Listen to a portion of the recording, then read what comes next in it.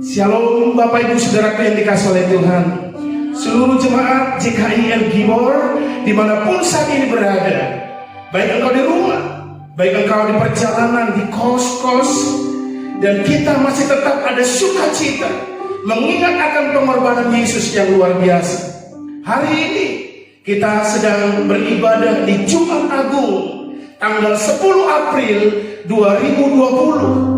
Namun itu tidak menyurutkan kita untuk tetap bersukacita di dalam Tuhan, karena Yesus telah berkorban karena Dia mengasihi kita sekalian. Yang percaya katakan amin. Amin. Saya mau sampaikan firman Tuhan hari ini dengan tema pengorbanan. Di hari-hari ini saudaraku yang dikasihi oleh Tuhan, seluruh dunia sedang merayakan yaitu kematian Tuhan Yesus. Kematian Yesus Kristus di kayu salib adalah suatu pengorbanan yang begitu besar, dan tidak ada pengorbanan yang sedemikian rupa. Itu sebabnya ini menjadi sesuatu dasar yang penting bagi kita orang percaya, bagi orang-orang kita yang mengikut Yesus. Ini adalah sesuatu dasar khusus bagi kita orang-orang percaya.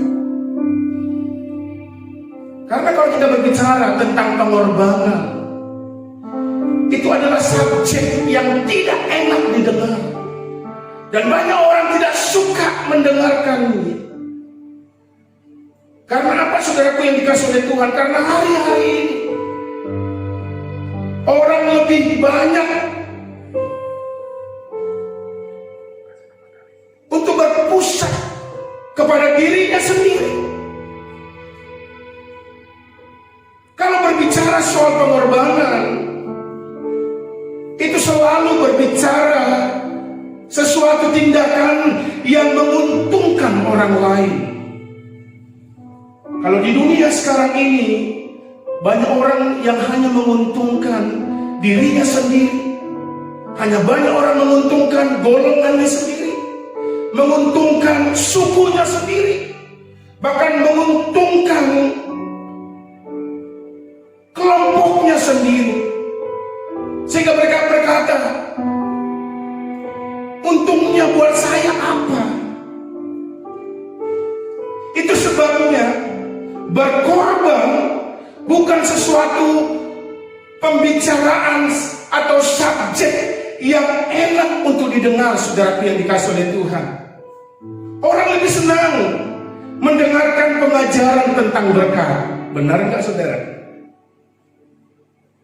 Sehingga mereka berkata, bagaimana saya diberkati oleh Tuhan, bagaimana saya bisa menjadi kaya. Atau orang lebih senang mendengar tentang pengajaran sukses. Bagaimana caranya supaya saya menjadi sukses dan berhasil. Tetapi kalau berbicara tentang pengorbanan, bukanlah sesuatu pembicaraan yang mudah, saudaraku. Pernah suatu kali ada kabar yang menghebohkan seluruh dunia, bahkan menjadi viral. Dan ini kejadiannya di tahun 2017, di mana ada seorang dokter keturunan Vietnam digeret keluar paksa dari pesawat. Dan pesawat itu adalah pesawat United Airlines. Dan dokter ini, dia punya tiket yang sah, tapi dia bisa ditarik, diseret keluar dari pesawat. Nanti Bapak Ibu Saudara bisa lihat di YouTube-nya. Dan ini sangat menghebohkan seluruh dunia. Karena pada waktu itu ada beberapa staf United Airlines mau berangkat juga. mau naik pesawat itu, karena memang pesawat itu adalah overbook atau kelebihan penumpang, sehingga diumumkanlah kepada para penumpang pada waktu itu, apakah ada orang yang mau mengorbankan tempat duduknya dan untuk ikut penerbangan dengan penerbangan berikutnya, saudaraku yang dikasih oleh Tuhan. Dan ternyata tidak ada yang rela untuk mengorbankan tempat duduknya. Kemudian dengan terpaksa dari pihak pesawat ini, saudaraku yang dikasih oleh Tuhan, mereka memilih secara random atau secara acak, dan ternyata dokter ini terpilih. Namun dokter ini gak mau mengorbankan tempat duduknya, sehingga dia digeret keluar dari pesawat. Saudaraku yang dikasih oleh Tuhan, kalau kita perhatikan, ada orang yang berkorban karena terpaksa.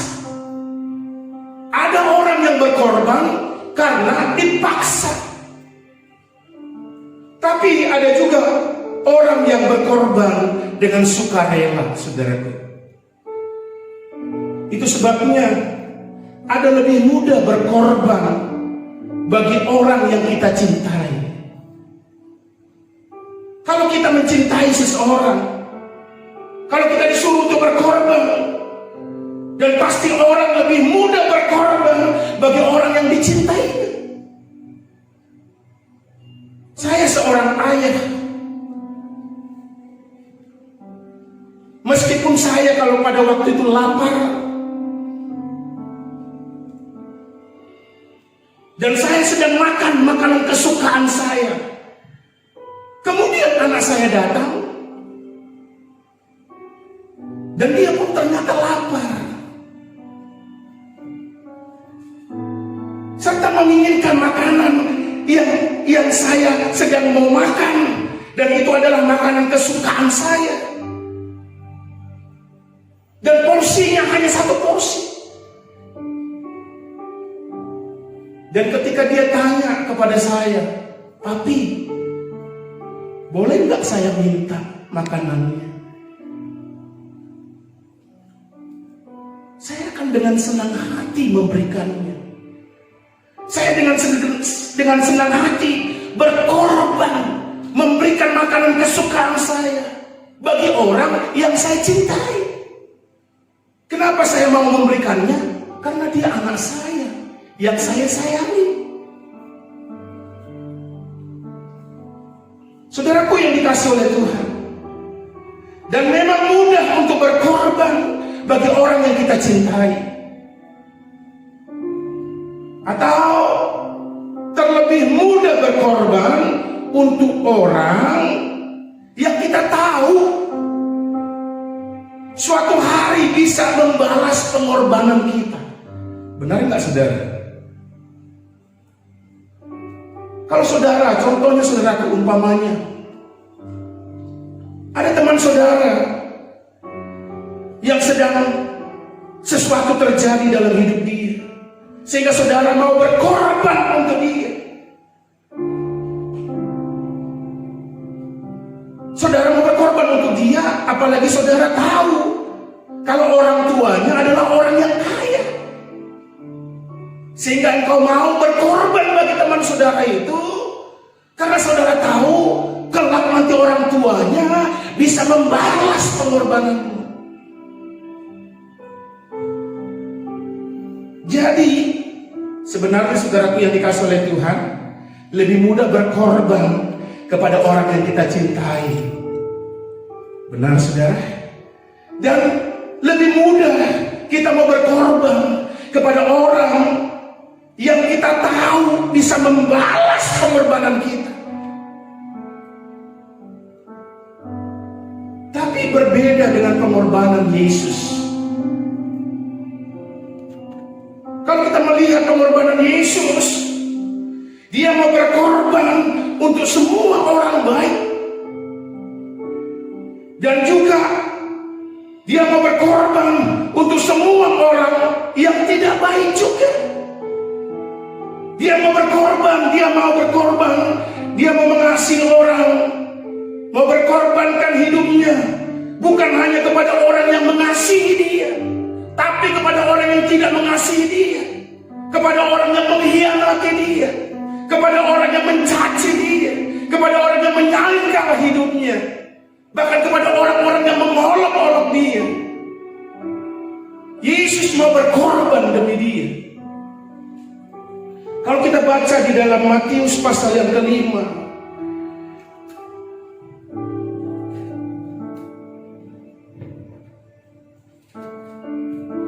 Injil Matius pasal yang kelima, ayat yang ke-45 sampai ayat yang ke-46. Begini bunyi firman Tuhan.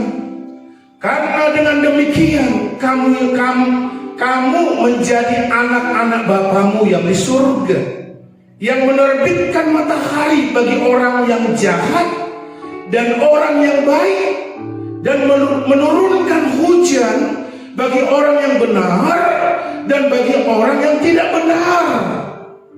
Apabila kamu mengasihi orang yang mengasihi kamu, apakah upahmu? Bukankah pemungut cukai juga berbuat demikian? Saudaraku yang dikasihi oleh Tuhan, berbicara tentang pengorbanan, berbeda dengan pengorbanan cara Yesus berkorban. Dia mau berkorban kepada orang-orang yang mau memperlakukan dia dengan yang tidak enak.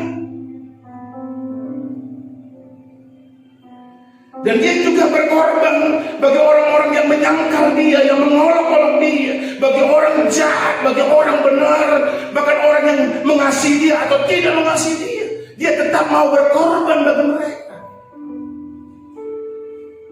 Makanya firman Tuhan di dalam kitab Roma pasal 5 ayat yang ke-8, di sana dikatakan, akan tetapi Allah menunjukkan kasih-Nya kepada kita oleh karena Kristus telah mati untuk kita ketika kita masih berdosa.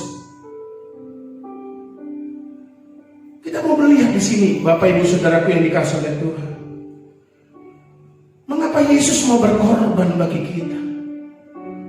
Karena Dia mengasihi hidupmu dan hidup saya.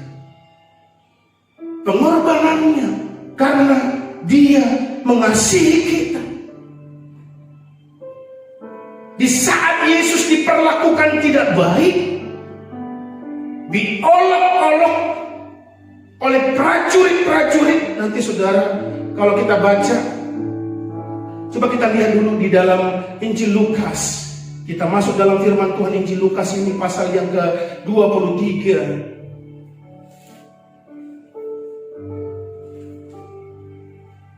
Injil Lukas pasal yang ke-23, ayat yang ke-33. Ini Yesus disalibkan.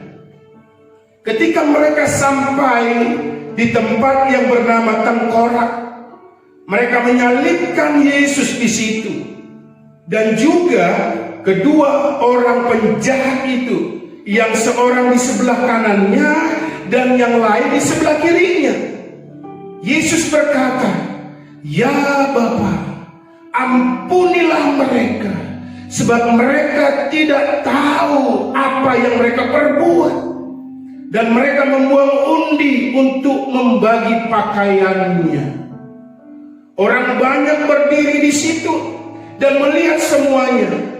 Pemimpin-pemimpin mengejek dia, katanya, "Orang lain ia selamatkan, biarlah sekarang ia menyelamatkan dirinya sendiri, jika ia adalah Mesias, orang pilihan Allah."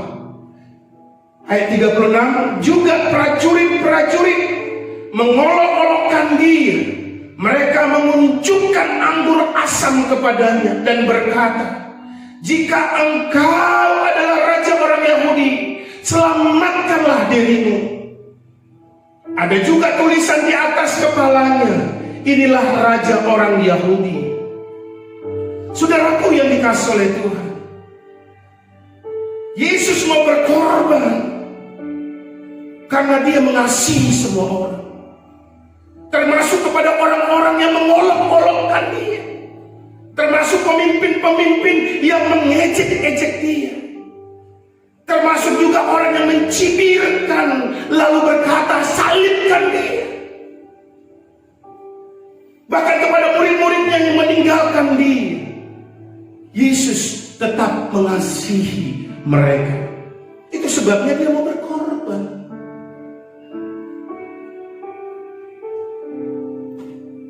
Kasih Yesus, kalau kita melihat saudaraku, adalah sebenarnya kasih agape. Kasih agape ini yaitu kasih tanpa syarat dan tidak pudar meskipun disakiti. Kasih agape tidak pudar meskipun disakiti, meskipun didera, meskipun dihianati, meskipun diolok-olokkan. Kasih agape tidak pudar oleh karena apapun. Dan itulah yang dimiliki oleh Yesus, yaitu kasih agape. Sehingga karena kasih agape inilah yang bisa mengalahkan kebencian, yang bisa mengalahkan segala macam dendam, dan bisa mengalahkan segala macam sakit hati. Saudaraku yang dikasihi oleh Tuhan, kalau seandainya Yesus memiliki sakit hati, dendam, dan dia mau melakukan sesuatu bagi orang-orang yang menganiaya dia, mengolok-olok dia, pasti bisa, saudaraku yang dikasihi oleh Tuhan. Tapi Yesus memiliki kasih agape yang tidak pudar oleh karena apapun, dan tanpa syarat. Bukan karena kebaikan, bukan karena hebatmu, bukan karena engkau kaya atau punya kekayaan, pangkat, jabatan apapun. Tapi selagi engkau masih berdosa sekalipun, Tuhan Yesus mengasihimu. Hal yang kedua, kita mau belajar, kita mau lihat bahwa Yesus juga ada pengampunan. Itu sebabnya ketika dia disakiti, ketika dia dianiaya, ketika dia dihina, difitnah, ditendang, bahkan disalibkan, Yesus masih bisa berdoa. Dan dia berseru kepada Bapanya, "Ya Bapa, ampunilah mereka, sebab mereka tidak tahu apa yang mereka perbuat."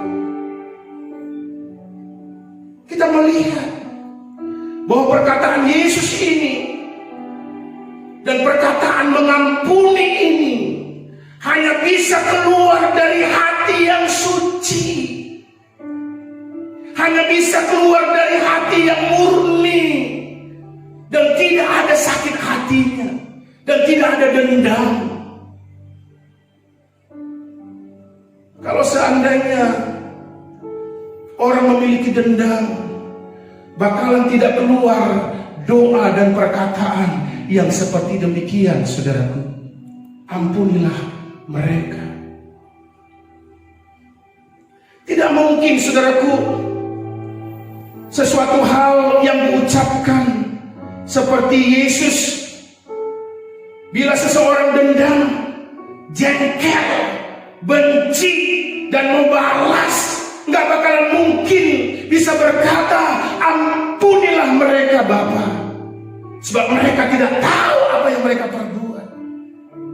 Di sini kita melihat bahwa Yesus hatinya suci, hatinya murni, Biasanya kalau kita disakiti, bila kita diejek, bahkan diperlakukan dengan tidak baik, tidak enak, pasti kita doanya berbeda. Kalau ada dendam, sakit hati, gak suci lagi hatinya, pasti yang keluar doa, dan dari hatinya doanya pasti dengan mau menghukum dia. Tapi berbeda dengan Yesus, karena hatinya suci, hatinya murni. Yang keluar dari hati yang murni adalah mau mengampuni. Yang percaya katakan amin. Hari ini saudaraku yang dikasihi oleh Tuhan, miliki kasih agape dalam hidupmu yang tidak pudar oleh karena apapun. Sekalipun disakiti, sekalipun mungkin engkau sepertinya mengalami tekanan, dianiaya, disakiti, dihina, difitnah sekalipun, miliki hati yang suci, hati yang murni seperti Yesus kasih agape. Ketika dia berkata, ampunilah mereka Bapa, karena mereka tidak tahu apa yang mereka perbuat, bukan berarti Yesus tidak bisa balas, saudaraku.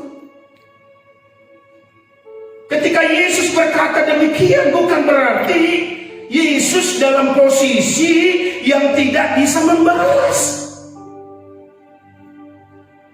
Dan sebenarnya Yesus bisa membalas. Kalau kita lihat saudaraku yang dikasih oleh Tuhan, ketika dia lihat ada pohon ara yang tidak berbuah, kan Yesus pernah bilang, kenapa kamu gak berbuah pohon ara? Kalau kamu gak berbuah, gak ditemukan buah, mati. Langsung mati pohon aranya, saudara. Artinya ketika dia disalibkan itu, dia dihina, diejek, bukan dalam posisi tidak bisa membalas sebenarnya. Dia bisa aja berkata, mati kamu. Kalau Yesus bilang mampus, pasti mampus, saudara. Benar ya? Tapi hatinya Yesus murni, hatinya Yesus suci. Makanya ketika Yesus waktu ditangkap di Getsemani, lalu murid-muridnya dengan berani ambil pedang, ambil senjata, lalu dia mulai potong telinga para serdadu tentara itu, salah seorang dari mereka yang memenangkan Yesus. Lalu Yesus katakan kepada Petrus, sarungkan pisau. Lalu kalau kita baca di dalam Matius pasal 26 ayat 23, Yesus berkata, atau kau sangka bahwa aku tidak dapat berseru kepada Bapakku bahwa ia segera mengirimkan lebih dari 12 pasukan malaikat membantu aku? Saya baca sekali lagi. Atau kau sangka bahwa aku, coba kita lihat ya, di dalam Injil Matius pasal yang ke-25, Matius pasal 25 ayat yang ke-53. Di sana dikatakan, Matius 26 ayat yang ke-53, Matius 26 ayat yang ke-53. Atau kau sangka bahwa aku tidak dapat berseru kepada Bapakku supaya ia segera mengirim lebih dari 12 pasukan malaikat membantu aku? Artinya saudaraku yang dikasih oleh Tuhan, bukan Yesus tidak bisa membalas. Dia panggil malaikat, dia berpasukan bisa untuk membebaskan dia dari tangkapan orang-orang Romawi pada waktu itu.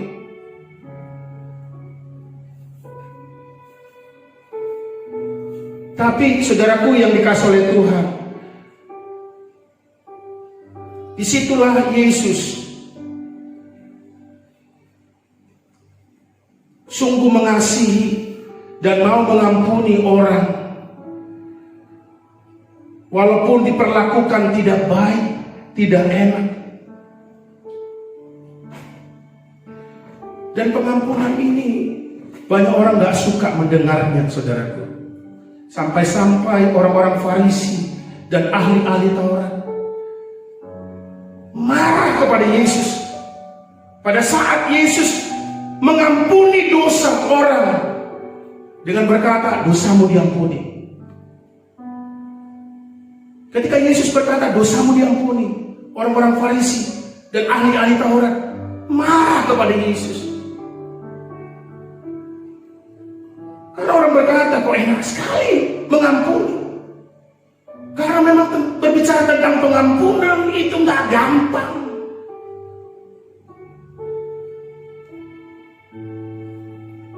Itu sebabnya Yesus ketika bertemu dengan perempuan yang berzina, dia berkata, dosamu diampuni. Ketika bertemu dengan orang yang sakit lumpuh, Yesus juga berkata kepadanya, dosamu diampuni. Dia juga bertemu dengan orang yang buta, yang sakit penyakit, dosamu diampuni. Sehingga orang-orang Farisi marah karena menganggap kok mudah sekali mengampuni. Ini juga seringkali terjadi dalam kehidupan kita orang-orang percaya. Kita mesti bisa melihat dari kisahnya anak yang terhilang. Anak yang terhilang. Dia sudah habiskan harta benda orang tuanya. Sudah melakukan hal-hal yang jahat. Menghabiskan harta kekayaan orang tuanya yang sudah diberikan kepada dia. Dan tiba-tiba dia mengalami kekeringan. Tiba-tiba dia mengalami penderitaan. Lalu dia teringat akan rumah bapaknya. Lalu dia berlari. Dia mulai tinggalkan akan salahnya. Dan dia kembali ke rumah bapaknya. Ketika dia sampai ke rumah bapaknya, sebelum sampai bapaknya sudah lihat menanti. Dan dia melihat bahwa anaknya sudah kembali, anak yang terhilang ini. Sesudah ketemu, lalu papanya memeluk anak yang terhilang ini. Lalu dia berkata kepada orang-orang kerjanya, ayo para pekerja, ambilkan lembu yang tandung.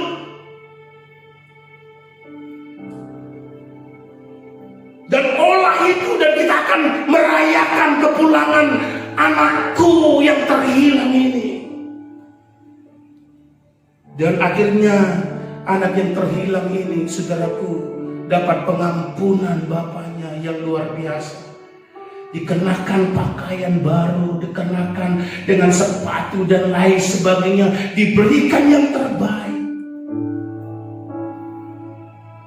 Tapi ketika itu abangnya pulang, mungkin pulang dari kerja, lalu dia dengar kok ada nyanyian-nyanyian, kok ada hiruk pikuk, kok ada suara yang tertawa. Ketika dia tanya, ada apa gerangan? Dan dia ketahui, saudaraku yang dikasih oleh Tuhan, bahwa adiknya telah kembali. Lalu dia marah kepada bapak. Bapak, mengapa bapak membuat pesta yang besar dan menerima anak yang selama ini yang sudah menghabiskan harta bapak dan yang sudah berfoya-foya dan sudah meninggalkan kita? Padahal aku selama ini ada di rumah bapak, nggak pernah bapak buat pestaku dengan teman-teman. Di sini saudaraku yang dikasih oleh Tuhan, bahwa pengampunan Bapa lebih dari segalanya. Apapun kondisimu, apapun persoalanmu, apapun latar belakangmu, bila engkau kembali datang kepada Tuhan, Tuhan memberikan pengampunan yang luar biasa. Pengampunan yang tidak terbatas itu. Itu sebabnya saudara yang dikasih oleh Tuhan, pengampunan ini kita peroleh dari pengorbanan Yesus. Ketika kita datang dan percaya kepada Tuhan, kita diampuni setiap pelanggaran dan dosa kita. Mungkin kita berkata, bagaimana mungkin, kok gampang sekali. Coba kita baca di dalam Injil Lukas yang tadi, saudaraku, pasal yang ke-23. Ayat yang ke-39. Seorang dari penjahat yang digantung itu menghujat dia. Katanya, bukankah engkau adalah Kristus? Selamatkanlah dirimu dan kami. Tetapi yang seorang menegur dia, katanya, tidakkah engkau takut juga tidak kepada Allah, sedang engkau menerima hukuman yang sama? Kita memang selayaknya dihukum, sebab kita menerima balasan yang setimpal dengan perbuatan kita. Tetapi orang ini tidak berbuat sesuatu yang salah. Kalau kita perhatikan, saudaraku yang dikasihi oleh Tuhan, kita melihat bahwa salib bagi orang lain, salib itu merupakan sebuah hukuman untuk orang-orang jahat dan orang-orang lain narapidana.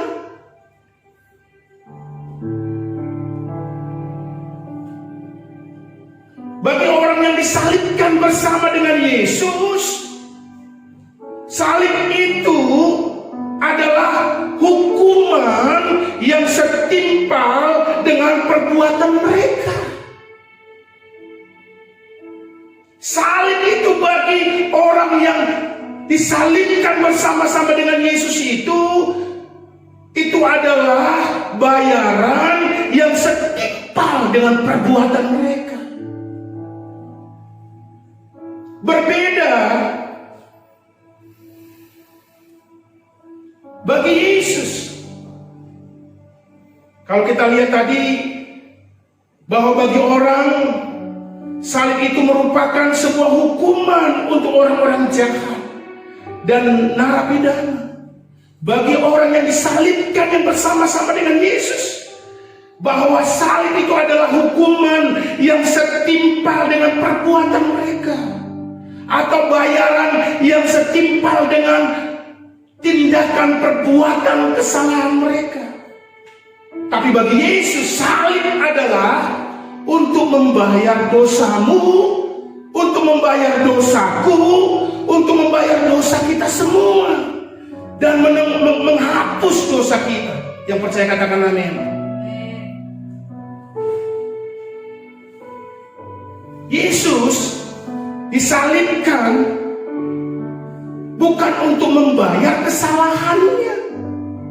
Benar ya saudara? Karena memang Yesus tidak bersalah. Makanya bagi Yesus salib itu adalah untuk membayar dosa kita semua. Karena memang Yesus disalibkan bukan untuk membayar kesalahannya, karena memang Yesus enggak salah, enggak berdosa.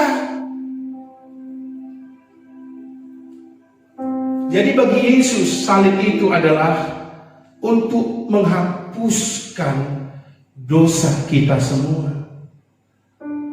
Salib bagi Yesus adalah untuk menebus kita dari kutuk, dari sakit penyakit, bahkan dari kematian. Salib adalah untuk mendamaikan kita dengan Bapa di surga.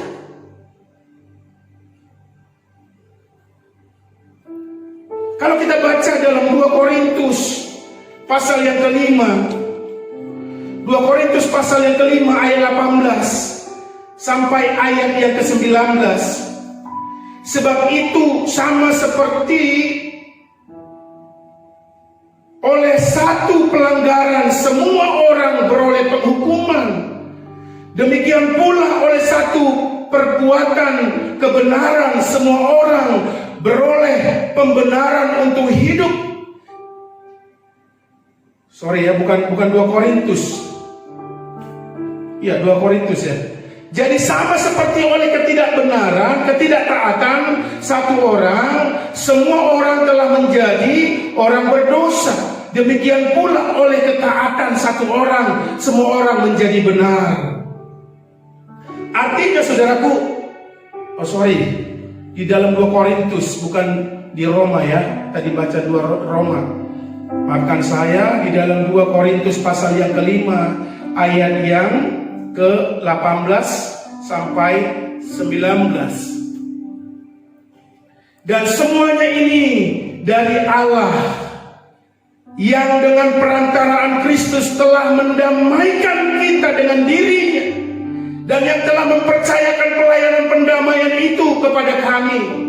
Sebab Allah mendamaikan dunia dengan dirinya oleh Kristus, dengan tidak memperhitungkan pelanggaran mereka. Ia telah mempercayakan berita pendamaian itu kepada kami.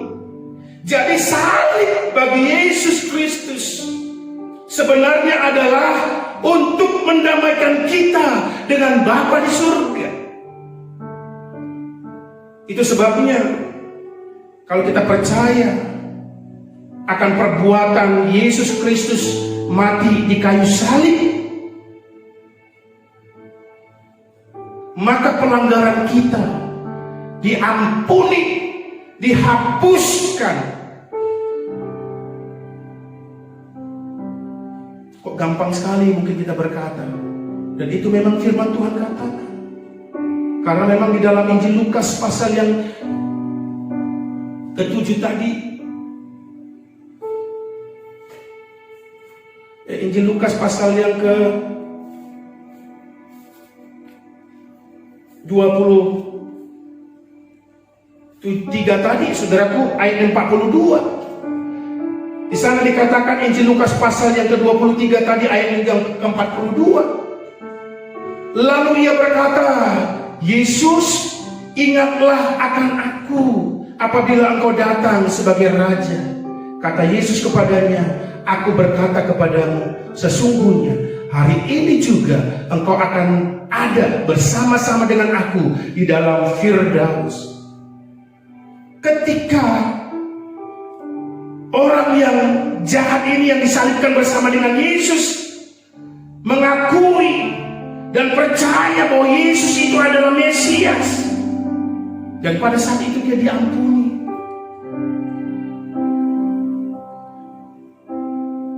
Makanya firman Tuhan berkata, barang siapa yang percaya tidak akan binasa, melainkan beroleh hidup yang kekal. Itu sebabnya kita sebagai anak-anak Tuhan tetap percaya kepada Tuhan. Yesus telah berkorban bagimu dan bagi saya, karena dia mengasihimu, mengasihiku, mengasihi kita semua. Yesus mau berkorban, disalibkan, dan dia mengampuni dosa, pelanggaran kita. Bahkan Yesus mengampuni setiap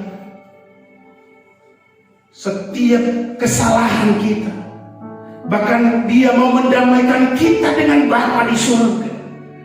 Bahkan dia mau menebus kita dari kutuk, dari sakit penyakit, bahkan dari kematian. Oleh sebab itu, mari kita tetap percaya kepada Tuhan. Kita harus syukuri akan pengorbanan Tuhan Yesus yang telah mati bagi kita. Kita berterima kasih kepada Tuhan kalau hari ini kita bisa merayakan bahkan Jumat Agung, pengorbanan Yesus yang luar biasa. Kita diingatkan kembali betapa Yesus mengasihi kita, betapa dia telah mengampuni dosa dan pelanggaran kita, betapa salib itu adalah untuk mengampuni dosa kita, menebus kita dari sakit penyakit, dari kutuk, dari kematian, bahkan mendamaikan kita dengan Bapa di surga. Mari siapkan hati